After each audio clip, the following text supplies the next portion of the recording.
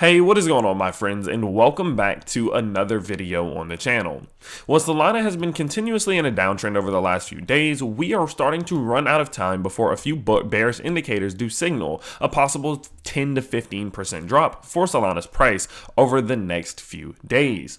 So with that being said, we're going to talk about how do we invalidate this. What do we need to see from Solana over the next 48 hours to invalidate the possibility of another rather large correction, or do we need to start getting prepared for that correction? With that being said, let's go ahead and let's get into today's video. Now, in yesterday's video, we were up here. Yesterday's video, we were starting to try to retest this resistance. I told you guys that if we're not able to get a 4-hour close above this trend line, that we needed to start to expect the price to fall into our key support zone between $242 and $236. Well, as you can see, this is the exact level in which we came down to and then which we started to consolidate within. These levels are not just coincidence, okay? These technicals do work. And when people always say in the comment section, technical analysis is just guessing, well, I guess this was just a really good guess of where we see this consolidation and this attempted support establishment at. But when it comes to this key support level, we need to start anticipating the possibility of us falling out and rolling through this key support level, which could lead to even more of a continuous fall. Now, what we need to see right now is that the $236 level holds.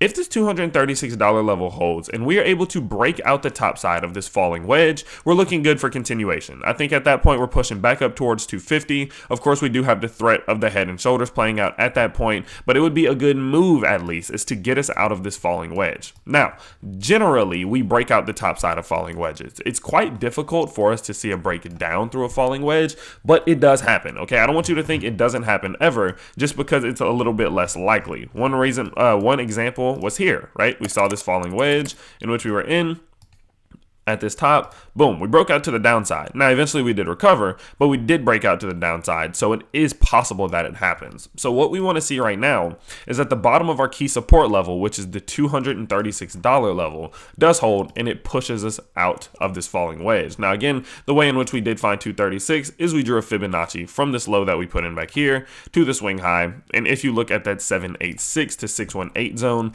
that is our key retracement zone. That's the zone in which we will fall back down into, find some support, and continue upwards. But if we lose that zone, it's a sign that we are going into some more longer short-term to mid-term retracement. Now, what we do have though, one thing that we do need to pay attention to though, is the fact that our EMAs are holding up right now. Okay, this is a good sign. Our 50 EMA is holding up at the moment. So this could also provide us with another layer of support to get us back above not only our 20 EMA on the 4-hour, but this falling wedge. So right now, you need to be paying very close attention to these two levels. That's all that matters. Do we hold $236 and then do we go up to clear our 20 EMA on the 4-hour chart in the top side of this falling wedge? Or is Solana's price coming back down to lose 236 to retest its final level of support at 231? Which way is this going? That is going to tell you all you need to know.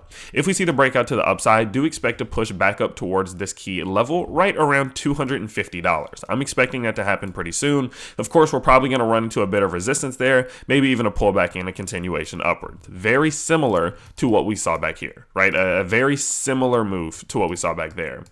But if that does not happen and we start to lose this bottom side, more than likely, this bearish indicator of a bearish MACD cross on the daily charts is going to happen. This is our last chance to hold some support and get this price going back up in the upward directions to see this convergence stopping and to see a bit of a turnaround. We saw it back here. We saw the price inching real close and these two EMAs working real close to each other on the MACD, but never crossed each other, and boom, continue upwards.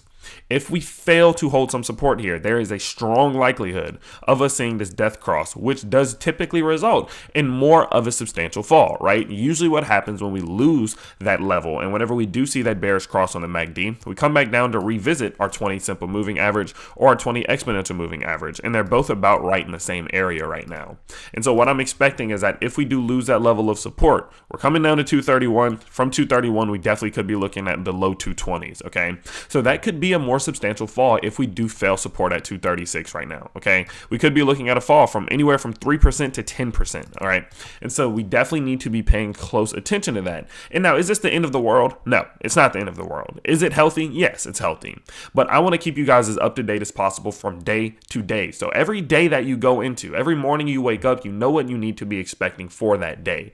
And the reason this video is titled "It's Running Out of Time" is because one of these days that we wake up, we could be looking at a negative, 5 to negative 10% on our Solana holdings right now. And so with that being said, definitely stay tuned. Definitely pay close attention, guys. I'm not just making these levels up. They're not just random. These are very, very important. Pay attention to $236 and pay attention to the 50 EMA on the 4-hour charts. If we lose that level, expect to fall to 231. From 231, if we lose that, we're looking at the low 220s, even possibly towards 215. All right.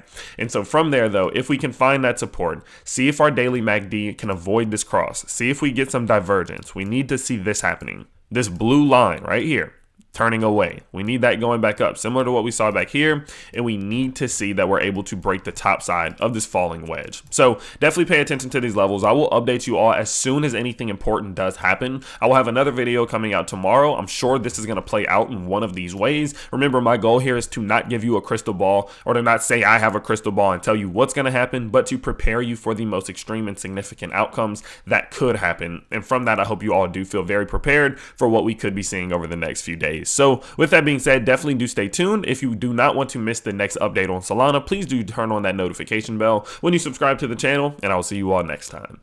Peace.